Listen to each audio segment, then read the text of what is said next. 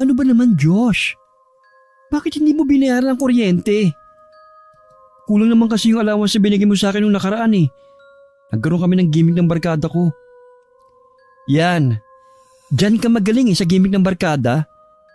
Kailan ka ba kasi magkakatrabaho? 2 taon ka ng graduate hanggang ngayon tambay ka pa rin. Tapos pati pang gimmick mo sa akin mo inaasa? Pambihira ka naman. Ano magagawa ko wala akong mahanap na trabaho. Tsaka ikaw tong may magandang trabaho sa pamilya natin eh. Kaya natural, sa'yo kami aasa. Paano na ngayon yan?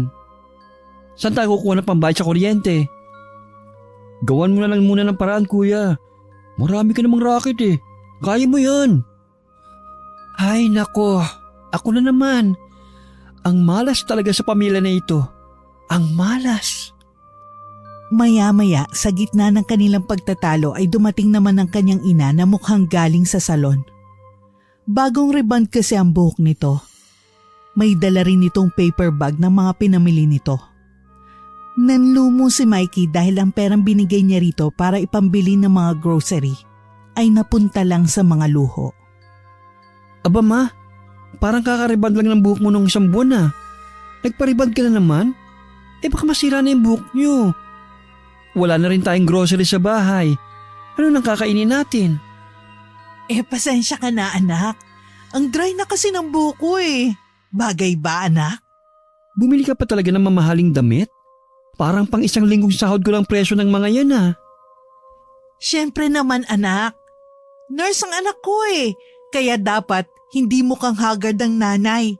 Ikaw talaga? Si mama talaga. Alam niyo bang hindi binayad ni Diyos sa kuryente yung perang binigay ko sa kanya? Sa makalawa pa ang sahod ko. Paano tayo makakabayad sa kuryente? O Josh, bakit hindi mo naman ibinayad sa kuryenteng binigay na pera sa'yo ng kuya mo? May gimmick po kasi ang barkada eh. Nagastos ko po. Yun naman pala eh. Gusto lang ng kapatid mo na maging masaya. Pabayaan mo na. Saka alam ko marami kang racket tuwing walang pasok. Magagawan mo yan ng paraan. Man naman. Gusto ko rin naman magpahinga. Nakakapagod din kayang rumakit. Paano ang gagawin natin? Ikaw lang ang may trabaho sa pamilyang to. Alam mo naman na walang mahanap na trabaho ang kapatid mo. At ako naman, hindi ako pwedeng magtrabaho dahil sa sakit ko. Ikaw lang talaga ang aasahan namin. Kayo naman kasi. Ang laki-laki ng pera ibinibigay ko sa inyo tapos kung saan nyo ginagastos. Gusto ko magpahinga kahit 1 araw lang tuwing walang pasok sa trabaho. Pero hindi ko magawa dahil kulang na kulang ang sweldo ko sa lahat ng gastusin dito sa bahay. Tatatlo lang naman tayo rito. Pero gastusin natin pang 1 barangay. Makalis na nga sa pamamahay na ito. Nakakasira kayo ng beauty ko. Saglit lang anak. Ngayon ang dating ng parcel ko. Wala na akong pera. Ay nako. Ito ang 1,000 ma. Nakakaloka ka? Nagmamadali nang umalis ng bahay si Mikey at kumikembot pa ang puwetan habang naglalakad. Pinatunayan ni Mikey ang sinasabi ng mga tao na ang mga bakla ay madidiskarte sa buhay. Simula kasi nang mamatay ang kanyang ama, ay siya na ang tumayong padre de pamilya sa kanila. Ang nanay niya kasi na si Lucia ay hindi na makakapagtrabaho dahil sa sakit sa matres. Si Josh naman ang bunso niyang kapatid ay matagal nang tambay at hirap makahanap ng trabaho dahil mababa ang mga grado nito nung nag-aaral pa. Nagtatrabaho si Mikey sa isang ospital sa Maynila bilang isang nurse. At tuwing araw ng pahinga ay rumaraket bilang isang makeup artist. Tinitiis niya ang lahat ng pagod para lang makapag-abot sa nanay at kapatid na panayang asa sa kanya. Samantala, doon siya dumiretso sa salon na pagmamayari ng matalik niyang kaibigan na si Rafi. Dito kasi siya rumaraket bilang makeup artist. OMG ka, bakla? Nakakapagod na ang trabaho mo sa ospital tapos tuwing day off, for the racket ka pa riyan? Dapat natutulog ka na lang sa bahay. O kaya naman umaaura sa mga pogi dito sa bayan natin. Nakakaloka ka. Ito kasing palamunin kong kapatid. Binigyan ko ng pera pambayad sa kuryente. Tapos ang ginawa, hindi ibinayad. ipinanggimik daw niya kasamang barkada. Ikaw naman kasi bakla. Huwag mo nang ibigay yung pera sa kapatid mo. Ikaw na lang magbayad ng kuryente. Dahil alam mo naman na hindi yun marunong humawak ng pera. Paano ba naman kasi? Nagsabi sa akin na siya na raw magbabayad ng bill ng kuryente. Alam mo naman ako, busy din ako. May oras pa ba ako para mag-asikaso ng ganyan? Kaya ipinagkatiwala ko na lang sa kanya. Ikaw pala may kasalanan eh. Masyado kang utu-utu sa kapatid mong yan. Hindi ka na nasanay. Hayaan mo na nga bakla, trabaho na tayo. Sino ba ang kliyente natin ngayon? Pogi ba yan? Ay, naku bakla. Ang pogi niya, grabe. Sigurado mabubusog tayo nito mamaya. Ay, Pak! Masarap na putahe ba yan? Dapat pwede kong aurahin, ha? Ay, korek ka dyan. Single daw si kuya at sabi nila may pagkapaminta raw. Ay, iba! Tiga saan daw ba yan? Taga-probinsya kaya may pagkamaskulado. Siya ang ilalaban sa lugar nila para sa darating ng Mr. Guaping's pageant. Ganun ba? Probinsyano naman pala. Ang mabuti pa, maghanda na tayo baka dumating na siya. Nagmamadaling nag-ayos ng gamit ang dalawa sa maliit na salon ni Rafi. Maya-maya ay pumasok sa loob ang isang maskuladong lalaki na matangkad at moreno ang balat. Nang makita ito ni Mikey, ay natulala ito agad at tinignan ng malaki nitong katawan. Halos matunaw siya nang tumingin ito sa kanya at binigyan siya ng matamis na ngiti. Natauhan na lang siya nang magsalita ito upang batiin silang dalawa. Magandang hapon po. Ako nga pala si Ken, yung kumonta kay Rafi. Dahil gusto ko kayong kunin bilang taga-ayos ko para sa darating na Mr. Guaping's pageant. Ay, ikaw pala si Ken. Ako nga pala si Mikey, ang makeup artist ni Rafi. Ganun ba? Balita ko lahat daw ng kliyente nyo na sumali sa pageant nanalo. Siguro napakagaling yung dalawa. Si kuya naman, nambola pa, pero korek ka dyan. Siya nga pala, may ganap ba tayo ngayon? May photoshoot kasi nagaganapin ngayong gabi at part din yun ng pageant. Pwede nyo ba akong ayusan ngayon? Oo naman. Saan ba gaganapin yung photoshoot? Doon lang yun sa resort na malapit dito. Tamang-tama nga at malapit lang sa inyo. Ay, ganun ba? Sige, maupo ka na. Kami nang bahala sa iyo ngayong gabi. Paniguradong ikaw ang magliliwanag sa lahat ng contestant. Pinaupo na nila si Ken at saka inayusan. Mahigit 1 oras nilang ginawa ang pag-aayos sa muka at buhok nito. Lalong lumitaw ang kagwapuhan at kakisigan ng binata matapos nila itong ayusan. Kahit ito ay namangha sa kinalabasan ng bagong ayos sa kanya. Matamis na napangiti na lang ang binata. Oh, Pak! Tapos ka na naming ayusan. Ano masasabi mo? Tama nga sila. Napakagaling yung dalawa. Pakiramdam ko, masasapahan ko yata lahat ng contestant mamaya. Sabi ko naman sa'yo, hindi ba? Saka, di ka sa pagiging guwapo mo, kaya hindi kami nahirapan. Ganun ba? Maraming salamat ha. Siya nga pala, kailangan ko nang umalis. Baka kasi nagsisimula na sila eh. Maraming salamat ha. Sa pageant na lang ulit. Gagawin namin ang lahat para ikaw ang maging pinakagwapo sa lahat ng contestant. Matapos magpaalam ni Ken ay umalis na rin ito ng salon. Nakasalubong pa nito ang nagmamadaling ina ni Mikey. Hindi sinasadyang nagkabanggaan ng mga ito. Napatitig pa ang ginang sa gwapong binata. Ay, pasensya na po. Nagmamadali lang po kasi ako. Okay lang yon, kasalanan ko naman. Pogi naman ng batang to. Sige po, mauna na po ako. Sige, ingat ka. Pagkaalis ni Ken ay nagmamadali namang lumapit si Lucia sa kinaroroonan ni na Mikey. Nakapaskil pa rin sa labi nito ang ngiti at bahagya pang lumingon sa pinanggalingan. Ngunit hindi na niya natanaw ang binatang nakabanggaan. Ano na naman ma? Kailangan mo ng pera? May malaki tayong problema anak. Diyos ko, palagi na lang may problema. Ano nangyari ma? Si Josh, napaaway sa kabilang kanto. Nakakulong siya ngayon. Kailangan natin ng perang pampiyansa. Hayang palamunin na yan talaga. Wala nang nagawang maganda. Bakla, magpapaalam muna ako ha. Ilalabas namin ang kapatid ko sa kulungan. Oo, bakla. Mag-iingat kayo ni tita ha. Magsabi ka lang sa akin kapag meron kang kailangan. Sige lang, salamat bakla. Mauna na kami. Tayo na ma. Puntahan na natin si Josh. Pinuntahan nila si Josh kung saan ito nakakulong. Kasama nito ang iba pang kabarkada sa loob. Napaaway pala ito dahil sa isang pustahan. At isa sa nakaaway ay ang anak ng kapitan na nasa ospital ngayon at maraming sugat. Malaking halagang inilabas ni Mikey upang bayaran ng piyansa pati na rin ang mga danyos na naidulot ni Josh sa nangyaring insidente. Pagkalabas ni Josh mula sa selda, ay iritatong sinalubong ni Mikey. Ano na naman kalokohan ang pinagagawa mo sa buhay? At sa halip na maghanap ka ng trabaho, nakipag-away ka? Pasensya ka na kuya. Ang yayabang kasi ng mga lalaking yun eh. Akala mo kung sino. Ipinagtanggol ko lang naman ang sarili ko pati barkada ko. Alam mo ba kung magkano ang nagastos ko ngayong araw? Diyos ko, pang 1 buwan na sahod ko na to. Sa susunod na sumali ka sa gulo, hahayaan na lang kita mabulok sa kulungan. Oo kuya, pasensya na talaga. Hindi na ito mauulit, pangako yan.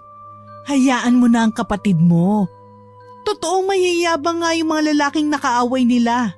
Kaya kahit sino naman mapapaaway. Mabuti na nga lang at hindi ang kapatid mo ang nasa ospital ngayon.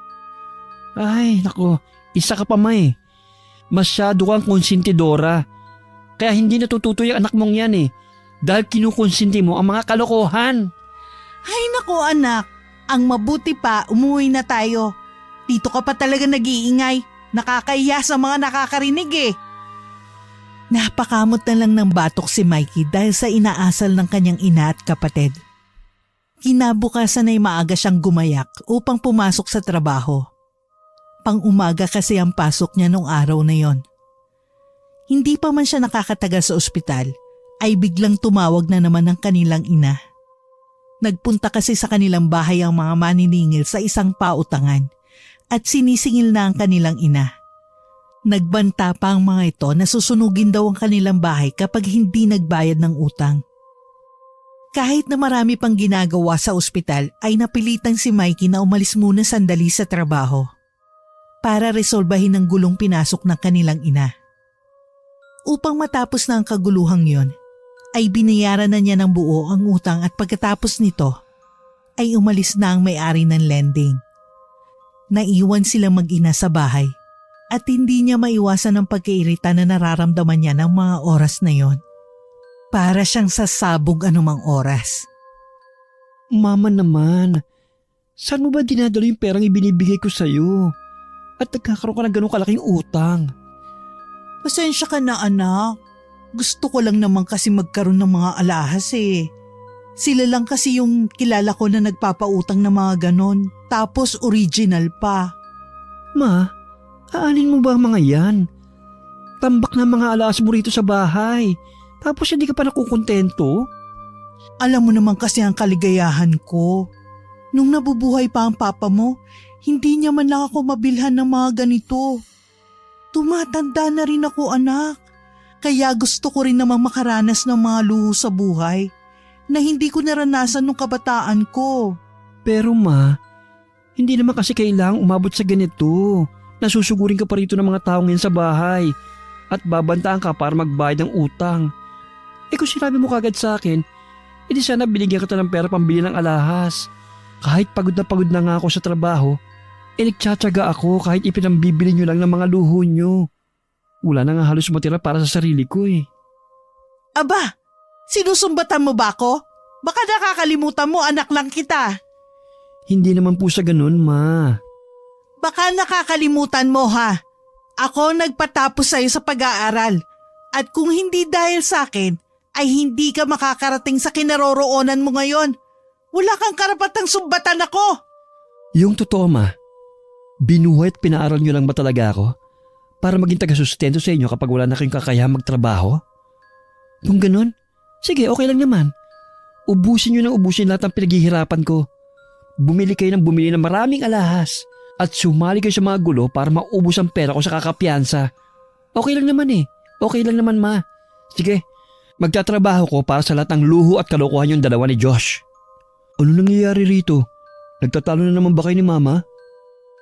Laglag ang balikat ni Josh nang dumating ito sa bahay. Sumubok na naman kasi itong mag-apply ng trabaho subalit nabigo na naman. Nasa labas pa lang ng bahay ay rinig na niya ang pagtatalo ng ina at kapatid. Agad naman pinahid ni Mikey ang kanyang luha nang makitang dumating ang kapatid. Bahagya pa siyang tumalikod sa mga ito. Wala lang to. Si mama kasi ang laki ng utang. May taong pumunta rito at sinisingal si mama. Tapos nagbanta pa nga na susunugin daw ang bahay natin kapag hindi nagbayad ng utang. Kahit nasa ospital ako, napilitan akong umuwi ng bahay para mabayaran ang utang ni mama. Eh ikaw ba? Saan ka ba nanggaling? Huwag mong sabihin na may ginawa ka na namang kalokohan. Hindi galing ako sa isang interview para sa trabaho na in-applyan ko. Talaga? Kamusta naman? Nakapasa ka ba? Hindi nga kuya ang malas nga eh. Bakit naman? Hindi mo siguro sinunod yung itinuro ko sa'yo na dapat mong gawin kapag nasa interview ka.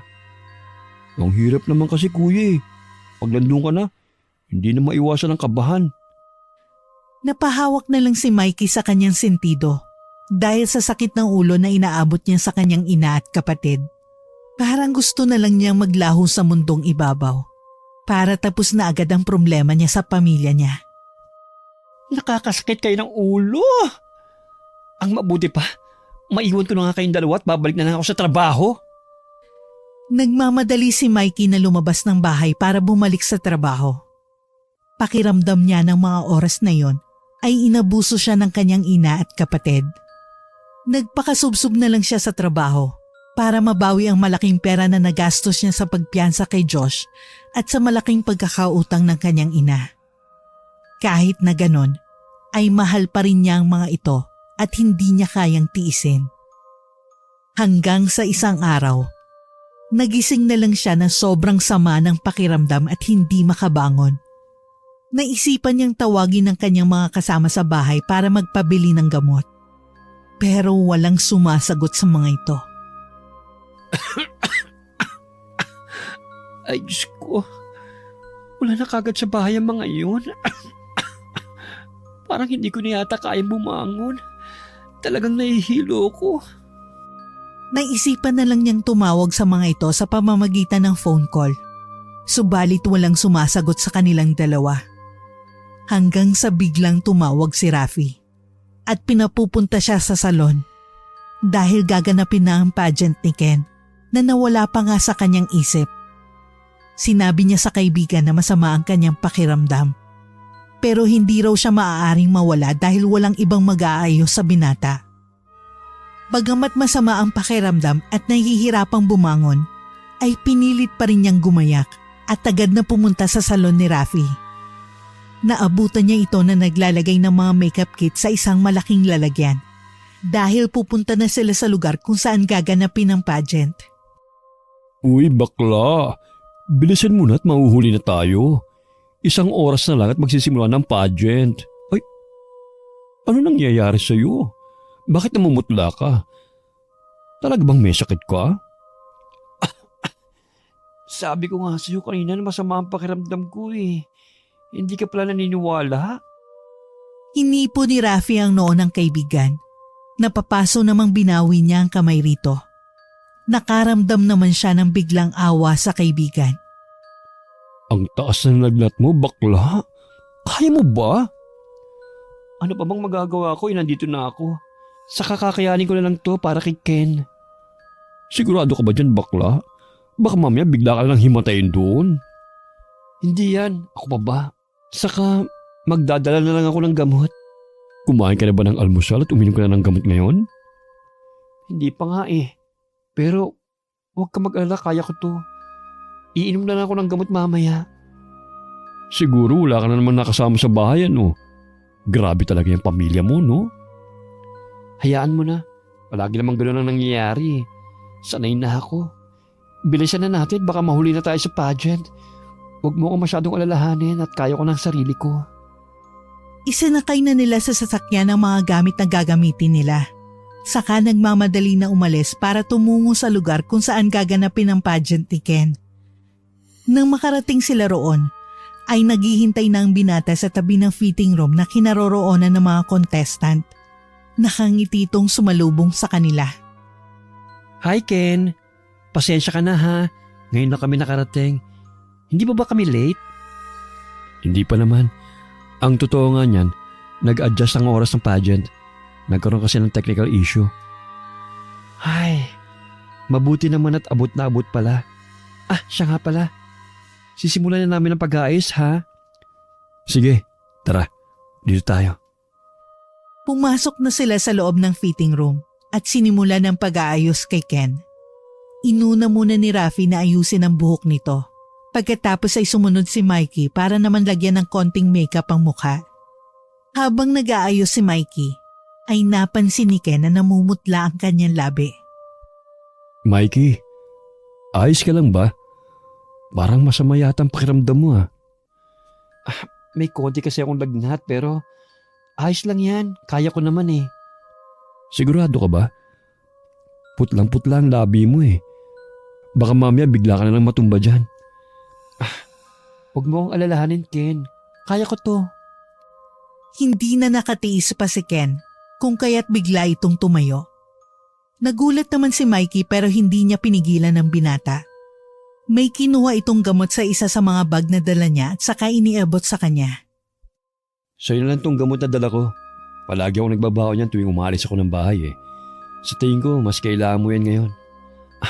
Maraming salamat, Ken. Wala yun. Sige na, uminom ka muna ng gamot bago tayo magpatuloy sa pag-aayos. Hindi ka lang pala pogi. Mabait ka rin pala. Ininom naman agad ni Mikey ang gamot na binigay ni Ken. Mga ilang minuto lang ang lumipas ay bumuti na ang pakiramdam niya. Matapos ang pag-aayos kay Ken ay nagsimula na rin agad ang pageant. Todo suporta naman ang magkaibigang Mikey at Rafi sa binatang kanilang inayusan. Hindi lang pala gwapo si Ken. Mabait din siya. In love na naman ang bakla. Naku, kalmahan mo lang ha. Paano ko ba ikakalma? Binigay niya ako kanina ng gamot kaya mabuti na ang pakiramdam ko ngayon. Ay, pak! May pagganong pala si bakla. Mabait talaga yan si Ken sa mga nakaping kagaya mo. Talaga? Ang swerte ko pala. Nang rumarampa na si Ken ay napansin nila na tila yata butas ang pantalong suot nito sa may bantang puwetan. May ilan naman na nakapansin sa mga nanonood dahil nakasunod ang tingin ng mga yun sa binata habang naglalakad dito. Parang butas yung suot na pantalon ni Ken. Napansin mo ba? Hala? Oo nga no. Nakakaya sa mga manonood. Ilang beses pa naman niyang gagamitin niya sa pagrampa. At nasa paunang bahagi pa lang tayo ng pageant ngayon. Bakla, anong gagawin natin? Ayoko mapahiya si Ken sa mga tao. Saglit lang, akong bahala. Diyan ka lang. Kaagad na tumungo si Mikey sa backstage na kinaroroonan ni Ken. Mabuti na lang at malapit ito sa may exit na bahagi ng entablado. Kung kaya't agad siyang napansin ng binata nang senyasan niya ito na lumapit sa kanya. Maingat at dahan-dahan itong lumakad papunta kay Mikey upang hindi mahalata ng mga manonood. Bakit mo ako pinapunta rito? May sasabihin ka ba? Butas yung pantalon mo. Nakakaya sa mga manonood. Papalitan natin. Talaga? Naku, mabuti lang at napansin mo. Kaya nga eh. Etong bagong pantalon. Palitan mo yung suit mo. Sige, magpapalitan muna ako rito sa kabila. Maraming salamat, Mikey. Tumungo na nga si Ken sa fitting room upang magpalit. Si Mikey naman ay pangiting-ngiti dahil pakiramdam niya ay nakapunto siya sa binata. Matapos makapagpalit ay nagpasalamat pa ito sa kanya saka bumalik sa entablado. Samantala, maayos naman na naisagawa ang pageant. Itinanghal si Ken bilang Mr. Guapings ng araw na yon. Pagkatapos ng programa, ay pinuntahan ni Ken sina Mikey at Rafi para magpasalamat. Maraming salamat sa iyo, Mikey. Kung hindi dahil sa iyo, baka napahiya na ako sa mga tao rito.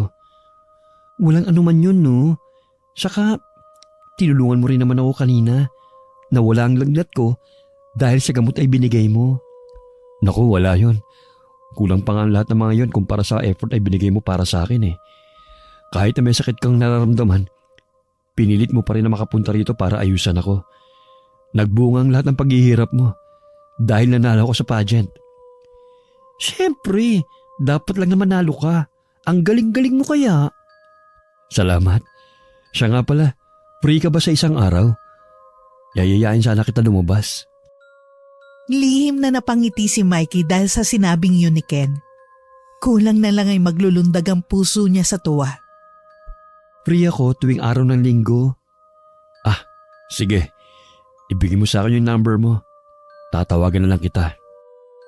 Ibinigay naman ni Mikey ang number niya kay Ken at nagpaalam na rin sila sa isa't isa.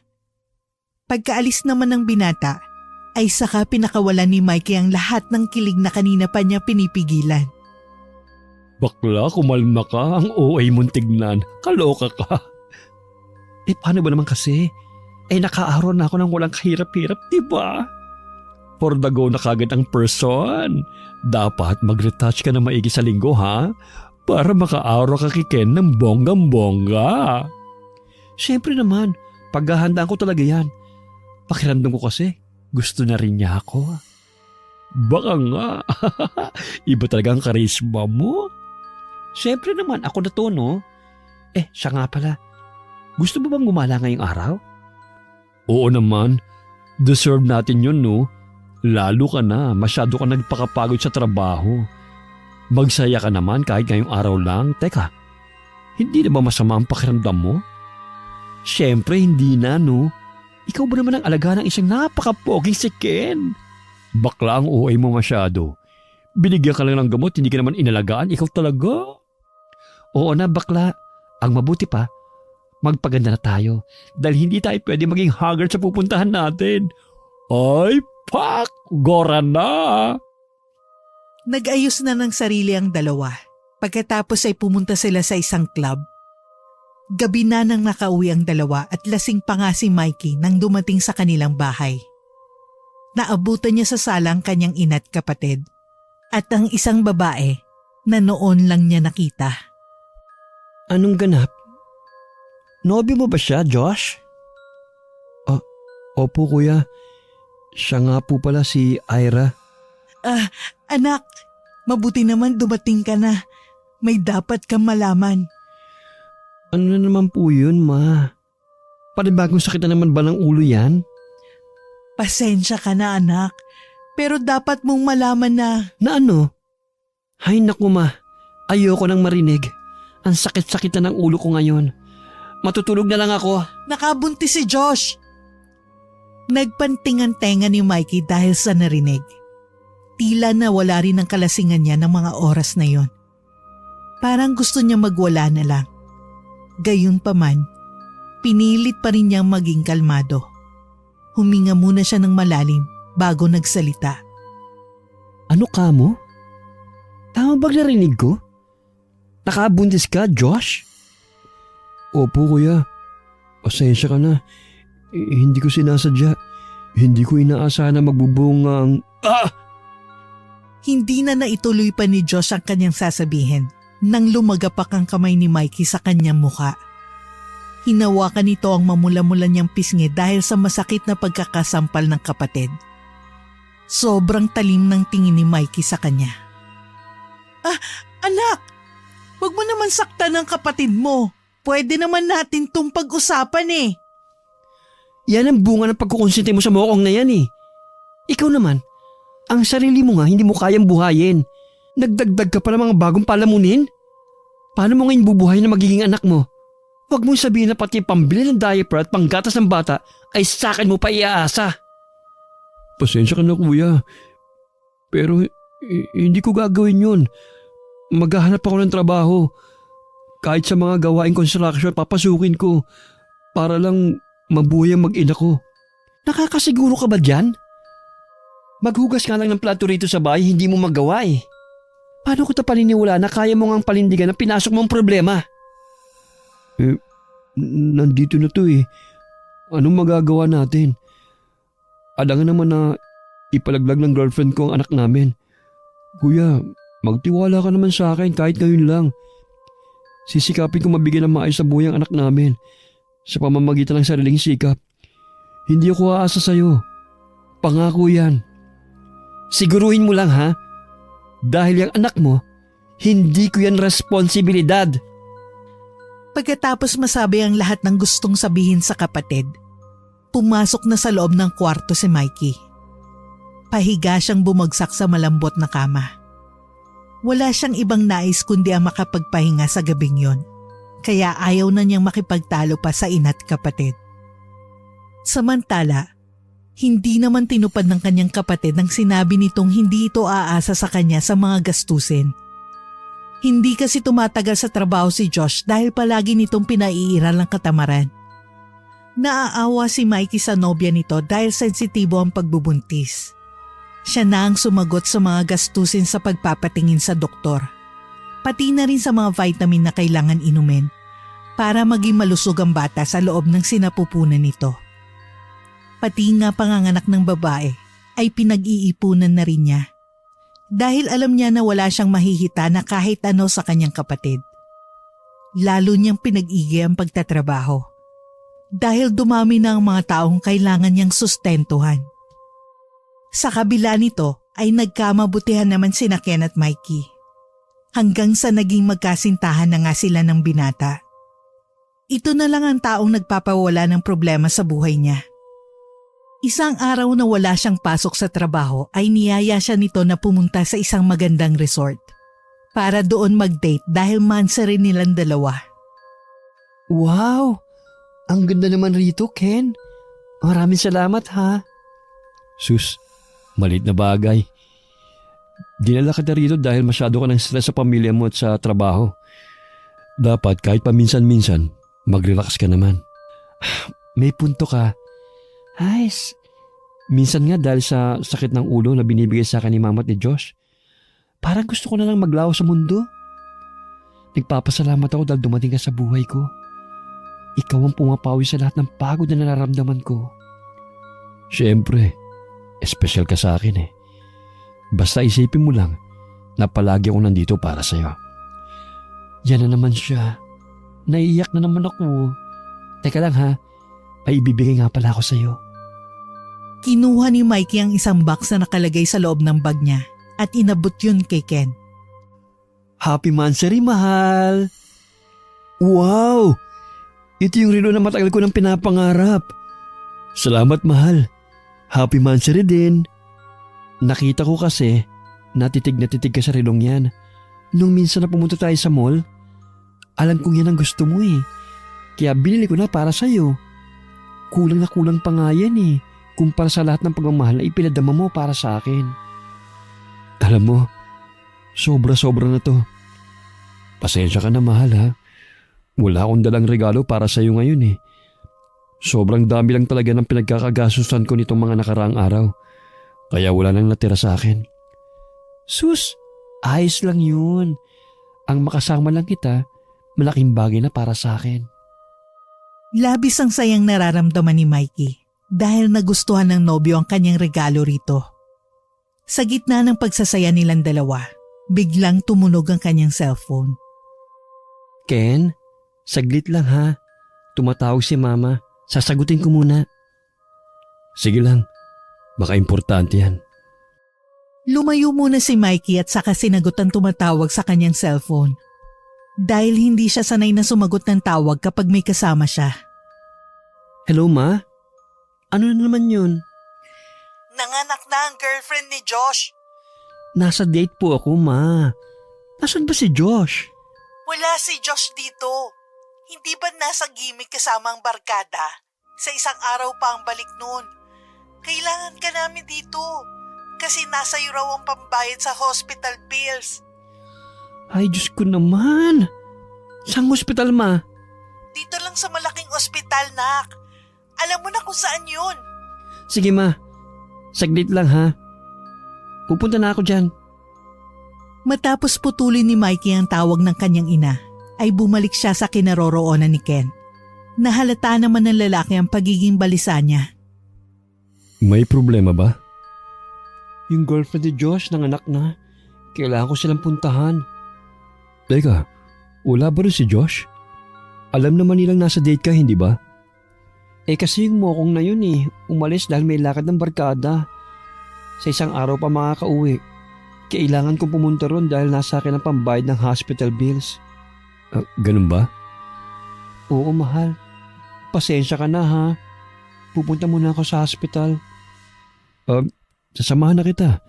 Wala rin naman akong gagawin ngayong buong maghapon. Talaga ba? Sige, ikaw ang bahala. Hindi ba sabi ko naman sa'yo, nasasamahan kita sa lahat ng bagay? Sinamahan nga ni Ken ang nobyo sa pagpunta sa ospital. Pagdating doon ay naabutan niya ang kanyang ina sa labas ng silid paanakan. Nagmamadali nila itong nilapitan. Mama, nandito na kami. Naku, salamat naman at dumating ka na. Kanina pa ako hindi kumakain. Gutom na ako. Baka pwede mo akong bilhan ng pagkain. Sige ma, ibibili kita ng pagkain. Siya nga pala, kumusta ang girlfriend ni Josh at ang bata? Maayos naman sila. Malusog ang bata at mabilis lang nakapanganak si Ira. Siya nga pala, sino yung kasama mo? Siya nga po pala si Ken. Boyfriend ko po. Teka, parang pamilyar siya sa akin ah. Ikaw pala ang boyfriend ng anak ko. Opo, ako nga po pala ang boyfriend ni Mikey. Ayos ka rin anak ah. Magaling kang pumili. Si mama naman, syempre maganda ako mana sa inyo. Napansin naman ni Mikey ang malagkit na tingin ng ina sa kanyang boyfriend. Gayunpaman, ipinagkibit balikat na lang niya ito. Dahil ganun naman talaga ang kanyang ina kapag nakakakita ng lalaki. Siya nga pala ma, ibibili ka na muna namin ng pagkain. Sige anak, tamang-tama at nagugutom na ako. Siya nga pala, huwag mo nang isama si Ken sa pagbili mo ng pagkain para may kakwentuhan ako rito. Kararating nyo lang dito at nakakapagod magpabalik-balik. Okay ma.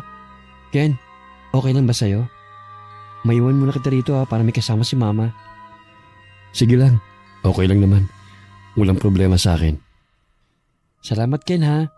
Mabilis lang naman ako Ikaw nang bahala kay mama ha. Nang mga oras na yon, ay nakaramdam siya ng pagdududa. Kung kaya't parang ayaw niyang iwanan si Ken. Pero wala siyang magawa sa gusto ng kanyang ina. Lumabas muna siya ng ospital at bumili ng pagkain sa isang fast food chain na malapit doon. Nang makabalik siya dala ang supot ng pinamiling pagkain, ay nadatnan niya ang kanyang ina at boyfriend na masayang nagkukwentuhan at nagtatawanan. Nakaramdam siya ng konting selos sa mga ito. Pero kinontrol niya ang nararamdaman dahil hindi naman ibang babaeng kasama ng mahal niya, kundi sarili niyang ina. Tumikhim pa siya nang makalapit sa mga ito upang mapansin ang pagdating niya. Saka ipinatong sa upuan ang dala niyang supot. Kumain ka na muna ma. Oh, nandito ka na pala Mikey. Sarap kausap nitong boyfriend mo ha? Nalaman ko na tumira pala siya sa probinsya kung saan ako nakatira nung dalaga pa lang ako. Ang liit nga naman ng mundo. Ganun po ba? Kababayan ka pala ni mama? Oo mahal, magkababayan kami ng mama mo. Siya nga pala Ken, hindi ka ba uuwi? Gumagabi na Bakit mo naman pinapauwi na anak? Hayaan mo muna siyang manatili sa ospital kasama natin. Dahil boyfriend mo siya, parte na siya ng pamilya. Hindi ba wala ka namang gagawin bukas? Opo, wala naman po akong gagawin bukas. Mama naman hayaan mo na umuwi si Ken.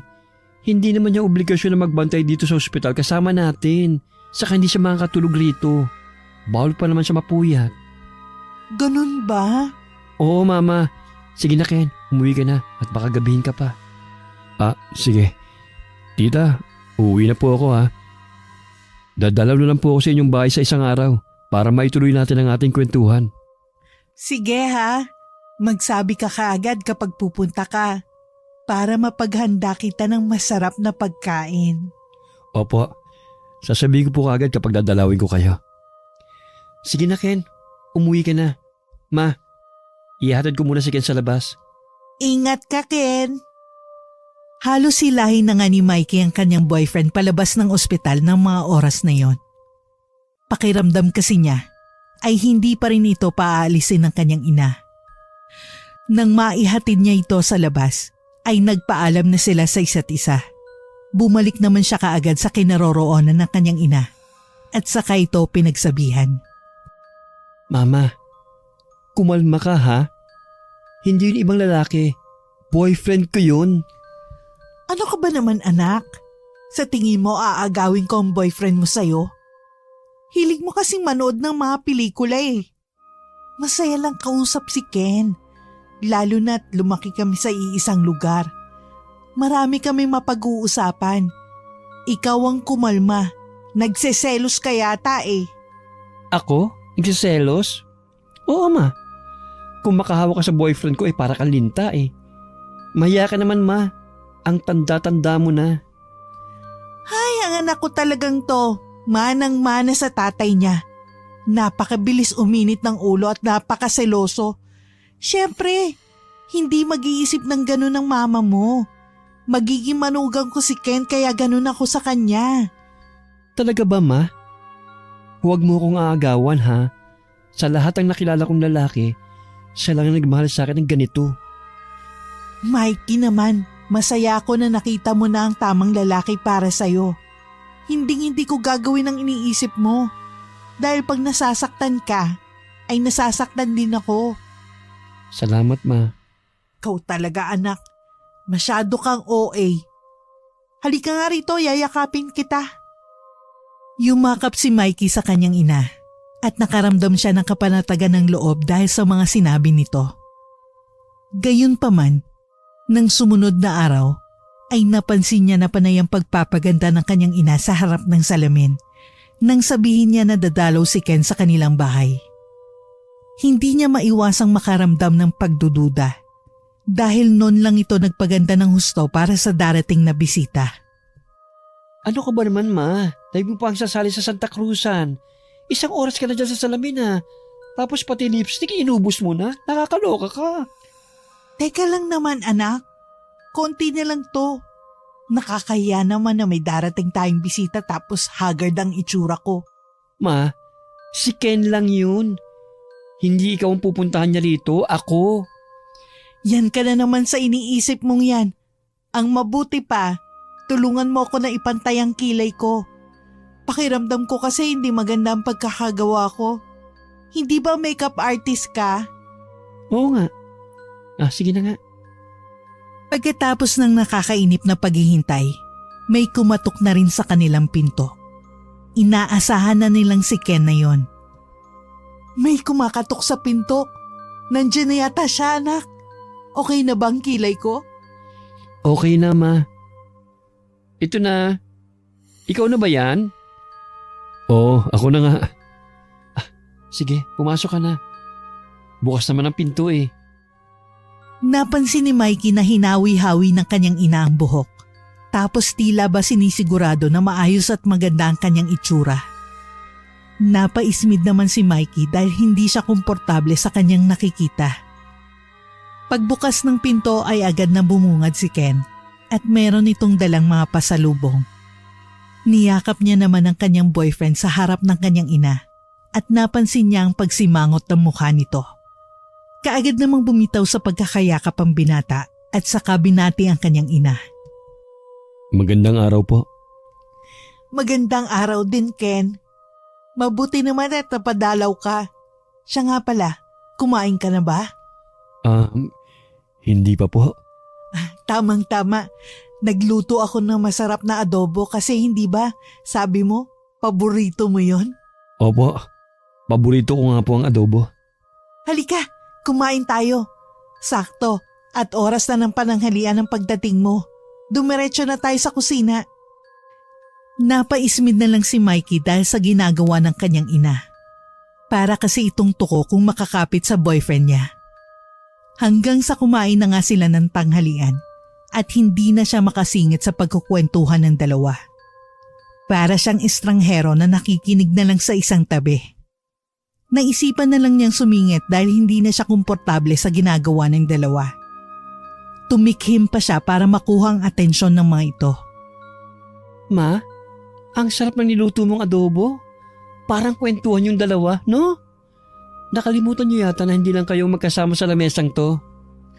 Ano ba anak?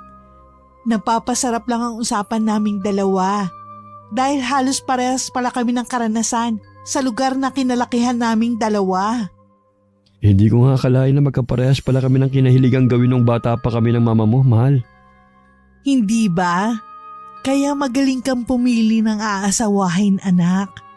Siguradong magkakasundo kami nitong mamanugangin ko. Bagamat naagaw niya ang atensyon ng dalawa, ay nagpatuloy pa rin ang mga ito sa pagkukwentuhan. Bagay na lalong ikinairita ni Mikey. Pakiramdam niya kasi ay lumalampas na sa limitasyon ng kanyang ina, lalo na nakikita niya ang lagkit ng tinginan ng mga ito. Kahit pa alam niyang may pagkapaminta si Ken, ay hindi pa rin mawawala ang pusong lalaki nito at posible pa rin itong magkagusto sa kanyang ina. Matapos ang ilang oras ng pananatili ni Ken sa kanilang bahay, ay nagpaalam na rin ito para umuwi.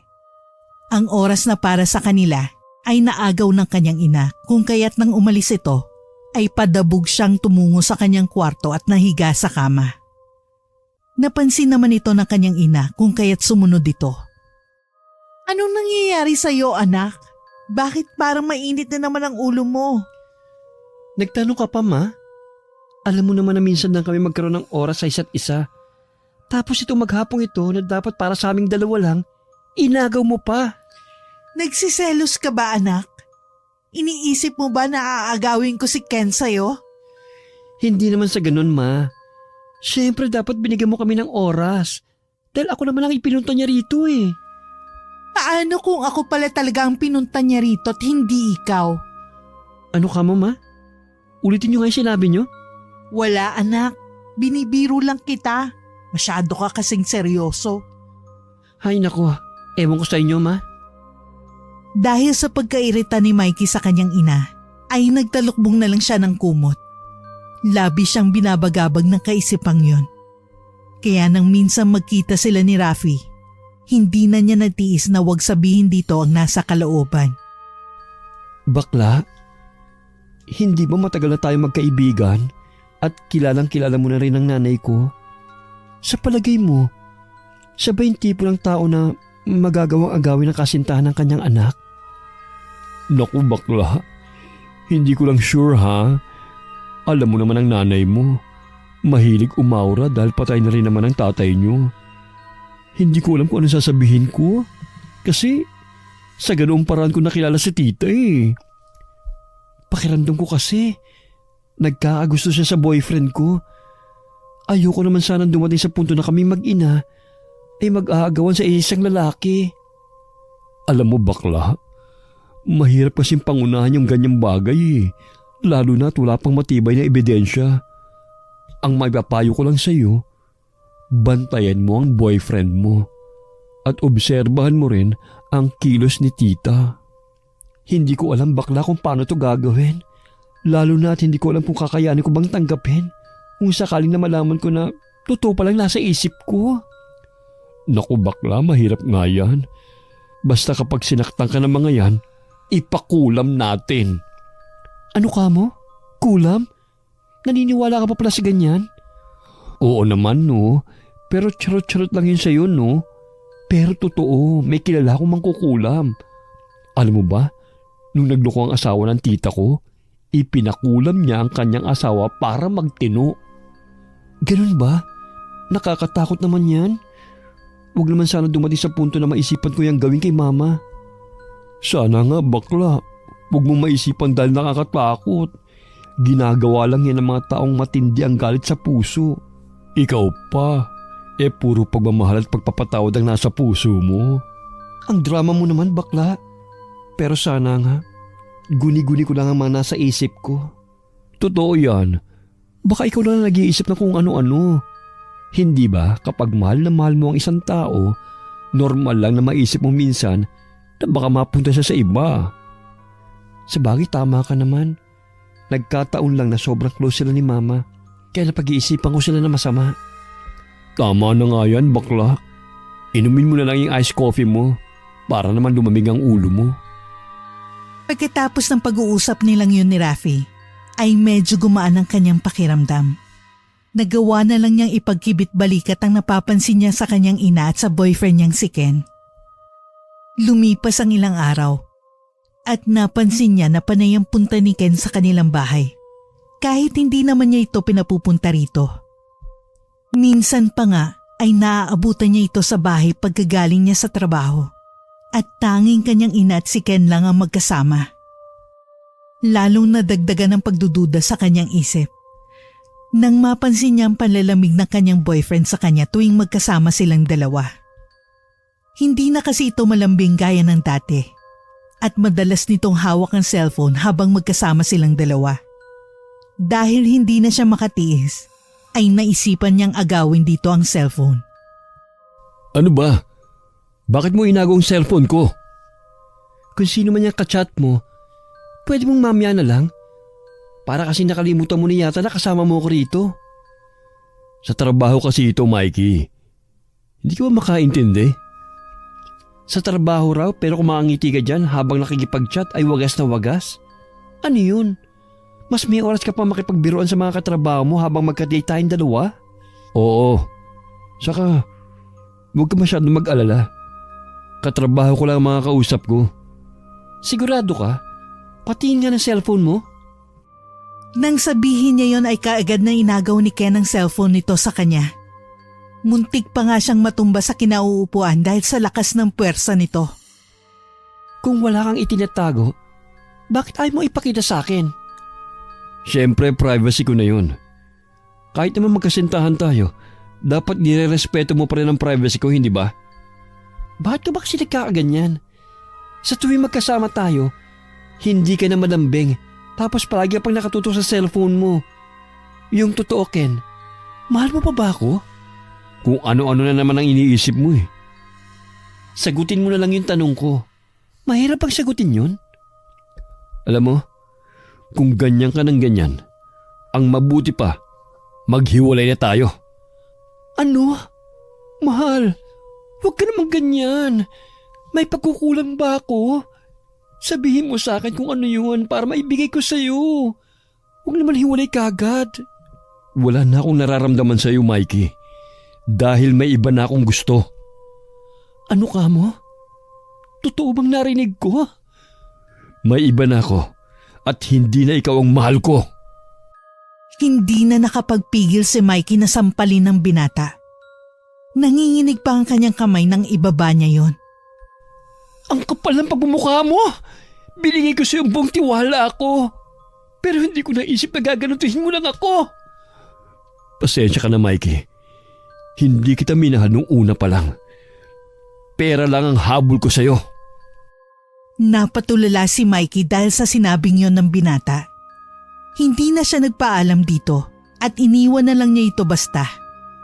Hindi niya lubos akalain na ang taong minahal niya ng sobra-sobra at pinagkatiwalaan ng lubos ay sasabihin yon sa harapan niya. Gayunpaman, nagpakatatag pa rin si Mikey matapos ang pangyayaring yon. Nagpakasubsob na lang siya sa trabaho para kahit papano ay maibsan ang sakit na nararamdaman niya. Isang araw, nagkaroon siya ng matinding problema dahil ibinenta ng kanyang kapatid ang kanyang kotse nang wala siyang kaalam-alam. Matindi ang pagkadismaya na kanyang nararamdaman dahil paborito pa naman niya ang kotse na yon at matagal na panahon din niya itong pinag-ipunan. Bakit mo naman ginawa yun? Kung nangangailangan ka ng pera, sana sinabi mo na lang sa akin. Hindi yung ibebenta mong pagmamayari ko nang wala akong kalam-alam. Pasensya ka na, kuya. Kailangan ko lang kasi ng pera eh. Hindi naman kita maabala dahil masyado kang abala sa trabaho. Saan mo ba ginamit yung pera na mula sa pagbibenta mo ng kotse, ha? Huwag mong sabihin na ginamit mo na naman sa gimmick kasama ng barkada. Nagka-problema kasi ako sa trabaho eh. Aksidente kong nasira yung pinakamahal na makinang ginagamit namin sa trabaho. Alam mo naman na mababa lang ang kita ko eh. At paniguradong hindi yun kakasya para mabayaran ang kabuuang presyo ng makinang nasira ko.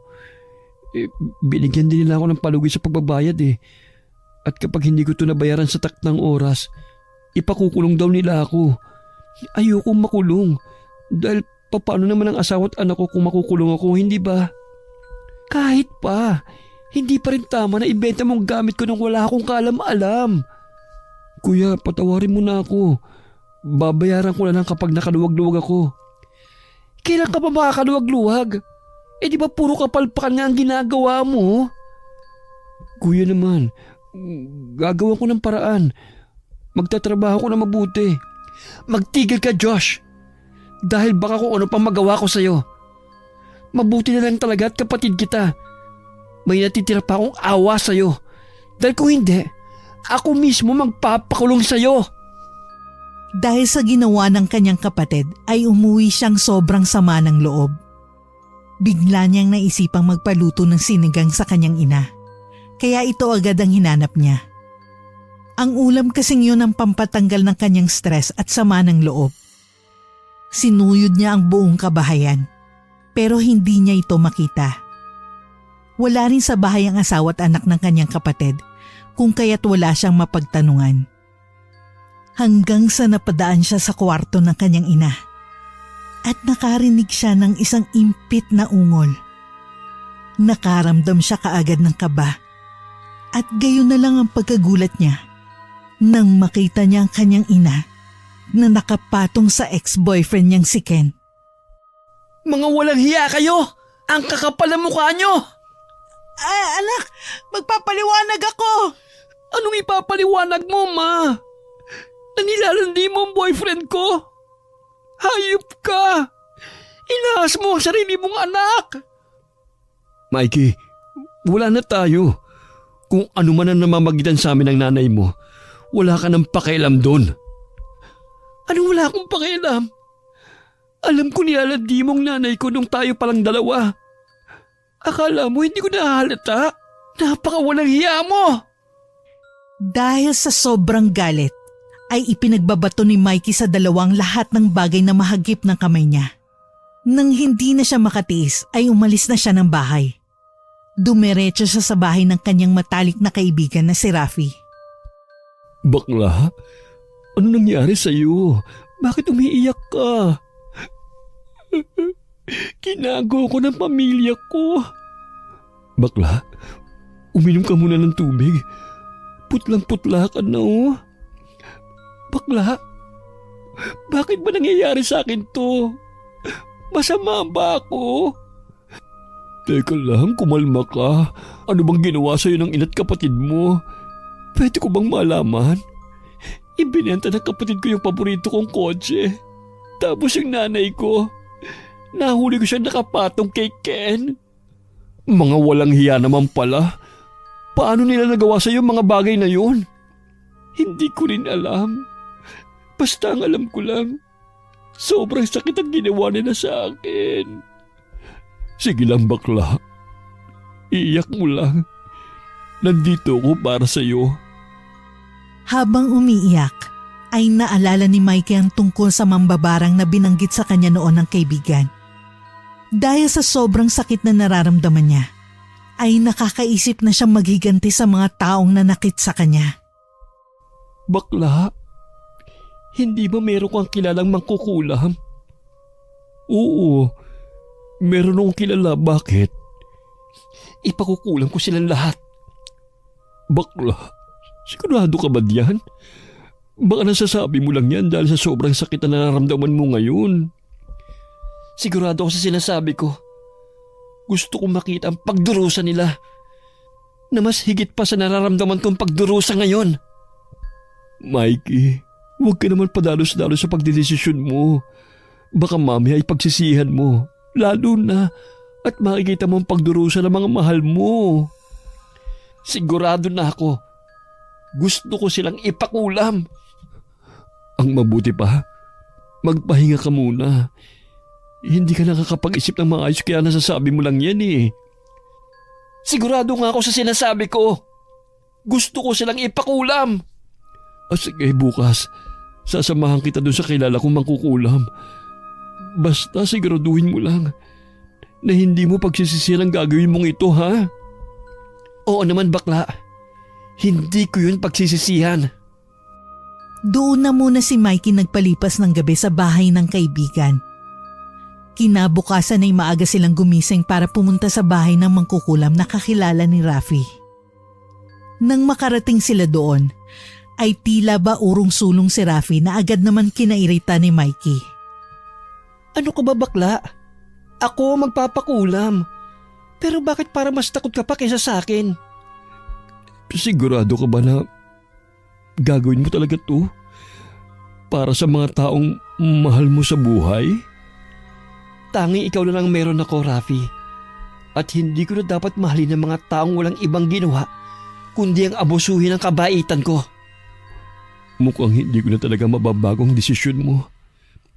Basta tandaan mo na kung ano man ang mangyari, sana magpakatatag ka. Isipin mo nandito ako palagi sa tabi mo at hindi kita iiwan. Maraming salamat, bakla. Nagpapasalamat ako at nandyan ka pa rin sa tabi ko kahit sinaktan na ako ng ibang tao. Bakla, wala yun. Ang tagal na natin magkaibigan, no? Ngayon pa ba kita iiwan? Dumiretso na sila sa loob ng bahay ng matandang mangkukulam. Sinimulan na nito ang ritual at sinabi niya ang mga pangalan ng kanyang ipapakulam. Hiniling niya sa matandang mangkukulam na gawing target ng sumpa ang kahinaan ng mga ito para maranasan nilang magdusa. Pagkatapos ng ritual ay nagpaalam ng magkaibigan. Hindi muna umuwi ng bahay si Mikey at nanatili muna siya sa bahay ng kanyang kaibigan sa loob ng ilang araw hanggang sa napagdesisyonan niyang tuluyan ng lumayo. Isang araw ay umuwi siya sa kanilang bahay para kunin ang kanyang mga gamit. Pagdating niya doon ay nakita niya ang kanyang ina na naglalakad at tila wala ng lakas. Nang malapit na ito sa kanya, bigla itong natumba. Sobrang sama ng pakiramdam ko, anak. Dalhin mo ko sa ospital. Nang magsalita ang kanyang ina ay hindi siya tumugon. Bagkus ay napangiti pa siya dahil sa tingin niya ay umepekto na rito ang sumpa. Bigla itong nawalan ng malay at dinala na lang niya sa kwarto ang kanyang ina. Napansin niya na unti-unti ay namamanas ang katawan nito. Sa loob niya ay nakakaramdam siya ng kirot. Subalit kinontrol niya ang kanyang emosyon dahil sa kagustuhang maghigante sa mga ito. Dumiretso na lang siya sa kwarto at nag-ayos ng gamit. Pagkatapos nito ay may kumutok sa kanyang pinto. Si Josh ang bumungad ng pagbuksan niya yon. Hindi niya muna ito pinapasok at inobserbahan kung meron ng kakaibang nangyari dito. Subalit wala siyang makita. Napakunot na lang ang kanyang noo at pinapasok ito sa kanyang kwarto. Anong kailangan mo? Kuya, ang taas ng laglat ng mag-ina ko. Wala na silang malay. Hindi ko naman matawagan si mama dahil parang may sakit din siya. Alam kong galit ka sa akin, kuya. Pero humihingi ako ng tulong sa'yo. Tulungan mo naman ako. Tulungan mo akong madala sila sa ospital. Ang kapal na mukha mo. Masyado ka ng abuso. Lahat na lang iniasa mo sa akin. Magtiis ka ngayon. Dalhin mo sa ospital ang asawa at anak mo nang walang tulong mula sa akin. Kuya naman, alam mo namang wala akong ibang mahihinga ng tulong kundi ikaw. Marami kang barkada, hindi ba? Doon ka humingi ng tulong. Dahil doon mo rin naman inubos lahat ng pera at lakas mo, hindi ba? Aalis na ako sa pamamahay na ito. Kaya matuto kayong tumayo sa sarili niyo mga paa. Dala ang mga gamit ay umalis na si Mikey ng bahay. Habang nasa daan siya, ay nararamdaman niya na tila ba merong mali sa pagpapakulam niya sa mga ito. Pero nagkibit-balikat na lang siya at dumiretso sa bahay ni Rafi. Pagdating niya doon ay naabutan niya si Ken. Inobserbahan niya rin kung may mali sa katawan nito. Subalit normal lang ang lahat. Maliban sa napansin niya na galing ito sa pag-iyak at napakalungkot ng mukha. Bakla, Anong ginagawa ng lalaki niyan dito? Pumunta siya rito dahil humingi siya ng tulong. Naaksidente ang buong pamilya niya. At lahat sila ngayon ay nasa ospital. Yung tatay at dalawang kapatid niya ay nag-aagaw buhay, habang ang nanay at isa sa kapatid niya ay matindi ang naging pinsala sa katawan at kailangang operahan. Hindi raw sasapat ang sinahod niya para matustusan ang mga gastusin sa ospital. Pero gusto raw niya na maisalba ang buhay ng kanyang pamilya. Oo, Mikey, ganun nga nangyari. Alam kong malaki ang naging pagkakamali ko sa iyo. Pero wala na akong ibang alam na malalapitan kundi kayo ni Rafi. Kaya nagmamakaawa ako sa inyo. Babayaran ko na lang kayo ng paunti-unti. Mabuhay lang ang pamilya ko. Bakla, tulungan na natin. Labas na naman dito ang nangyari sa relasyon nyo. Hindi. Hindi ko siya matutulungan. Umalis ka na rito, Ken. Wala kang mapapala sa amin. Dahil sa sobrang desperado, ay lumuhod na sa harapan ni Mikey ang lalaki. Nanatili siyang nakataas ang noo at hindi nagpadala sa awa. Nagmamakaawa ako sa iyo. Pag tinulungan mo ako, hihiwalayan ko ng nanay mo. At hindi ko na kayo kailanman guguluhin pa. Magtatrabaho ko ng mabuti para mabayaran ko magiging utang ko sa iyo. Gusto ko mabuhay ang pamilya ko. Wala kang mapapala sa akin. Umalis ka na. Alis! Wala nang nagawa si Ken kundi tumayo mula sa pagkakaluhod at saka umalis.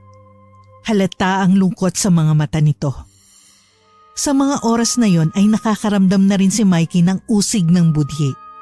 Pero hindi siya nagpadala rito.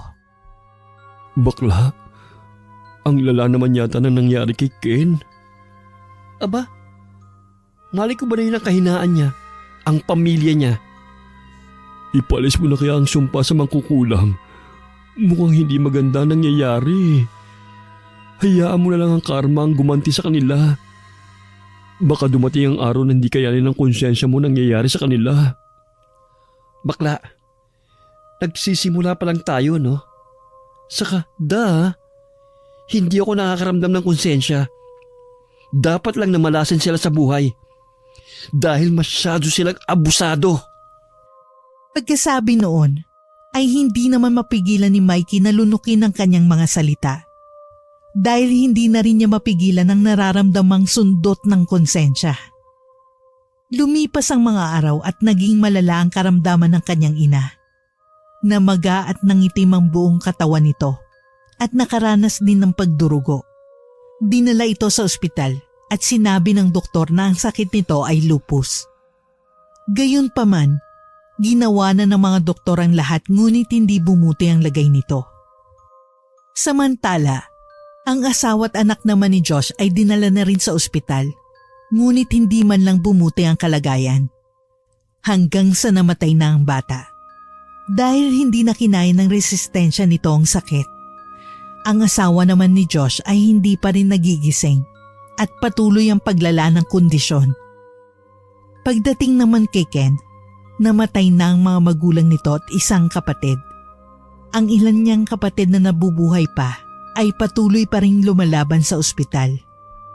Dumating na rin sa puntong namamalimos na ito sa kalsada para may maidagdag sa pambayad sa ospital. Halos hindi kayanin ni Mikey ang mga nangyayari. Kinakain na siya ng kanyang konsensya. Lalo na at nakikita niya na ang nararamdamang pagdurusa ng mga ito ay mas matindi pa sa nararamdaman niyang pagdurusa. Wala siyang ibang magawa kundi umiyak kay Rafi dahil wala na siyang magawa sa sitwasyon ng mga ito. Rafi, tama ka nga. Dapat pinag-isipan ko muna to. Hindi ko alam na ganito kalala ang mangyayari sa kanila. Ikaw kasi, Mikey. Sana ang hiniling mo na lang sa mangkukulam na tubuan sila ng kulugo o sugat sa katawan. Hindi yung kahinaan nila. Iba-iba kasi ang kahinaan ng mga tao eh. At sila, ang kahinaan nila ay ang kanilang mga mahal sa buhay. Ngayon ko lang napagtanto na napakababaw pala ng kahinaan ko. Ang kahinaan ko lang ay isang lalaki. At ang mawala sa akin ang mga bagay na pinaghirapan ko. Kahinaan mo rin ang mama mo. Nakikita ko kung gaano kakalungkot sa tuwing nakikita mo siya at nahihirapan sa kalagayan niya. Masyado akong makasarili, Rafi. Paano kung bumalik kaya tayo sa mangkukulam? Baka gumaling pa si tita. Pati na rin ang asawa ni Diyos at ilang kapatid ni Ken. Oo, tama ka. Baka makontrol pa ang mga nangyayari. Bumalik sila sa mangkukulam at sinabi lang nito na hindi na nila maibabalik ang buhay ng mga taong namatay dahil sa sumpa at hindi na rin niya makokontrol ang mga mangyayari. Ang magagawa na lang niya ay tanggapin ang pagdurusang nararanasan ng mga ito dahil siya rin naman ang humiling na mangyari ito. Makalipas ang ilang araw ay namatay na ang asawa ni Josh. Hindi kinaya ni Josh ang mga nangyari kung kaya't kinitil nito ang sariling buhay. Ang mama naman ni Mikey ay malala pa rin ang kalagayan at nag-aagaw buhay na sa ospital. Matindi ang pagdurusang nararamdaman niya at halos hindi na kayanin ng kanyang konsensya. Ma, lumaban ka. Ikaw na lang ang meron ako. Patawarin mo ako, Ma. Kasalanan kong lahat ng ito. Patawarin mo ko, anak, sa lahat ng pagkukulang ko sa iyo. Naging pabigat kami ng kapatid mo at inabuso namin ang kabaitan mo. Hindi, Ma. Ako ang mas malaki ang kasalanan sa inyo. Ako ang may kasalanan kung bakit kayo nagdusa. Magiging malaya ka na ngayon, anak. Hindi mo na kailangan unahin ng iba bago ang sarili mo. Malaya ka na, anak. Malaya ka na. Pagkasambit noon, ay nalagutan na ng hininga ang ina ni Mikey. Buong buhay niya yung dinala sa kanyang konsensya. Kahit pa naging malaya na siya gaya ng sinabi ng kanyang ina. Ang nangyari kay Mikey ay nagpapatunay na ang galit sa puso kapag hindi kinontrol ay nagbubunga ng hindi maganda.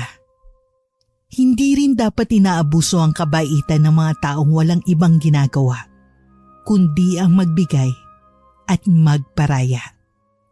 Wakas. Ano ba naman, Josh?